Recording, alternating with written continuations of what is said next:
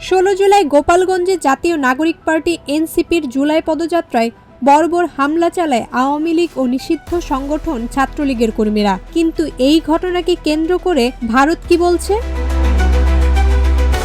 স্পষ্টভাবে বললে কোনো প্রতিক্রিয়াই নেই। 17 জুলাই দিল্লিতে নিয়মিত সাপ্তাহিক ব্রিফিংয়ে ভারতের পররাষ্ট্র মন্ত্রণালয়ের মুখপাত্র রণধীর জয়সওয়ালের কাছে যখন গোপালগঞ্জের বিষয়ে প্রশ্ন তোলা হয়, তিনি উত্তর এড়িয়ে বলেন, আমাদের অঞ্চলের যে কোনো ডেভেলপমেন্টের দিকে আমরা সতর্ক নজর রাখি, আমলে নিই এবং যা করণীয় সেটাই করি।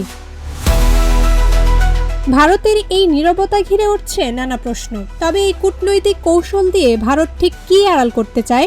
আর তার ফাঁকে ভারত দাবি করছে বাংলাদেশিদের এখন উল্লেখযোগ্য পরিমাণে ভিসা দিচ্ছে তারা। 1 বছর আগেও 2024 সালের জুলাই আগস্টে ভারত যখন হুট করে বাংলাদেশিদের ভিসা কার্যক্রম কার্যত বন্ধ করে দেয়, তখন চিকিৎসা, শিক্ষা, এমনকি জরুরি প্রয়োজনে মানুষ ভিসার জন্য অপেক্ষা করেছেন দিনের পর দিন। এখন ভারতের মুখপাত্র জয়সওয়াল বলছেন, আমরা তো ভিসা দিচ্ছি, অনেক দিচ্ছি, মেডিকেল, ইমার্জেন্সি, স্টুডেন্ট, সব ধরনের ভিসা দিচ্ছি। জান্নাতুল মাওয়া, অর্পিতা, প্রজন্ম 24।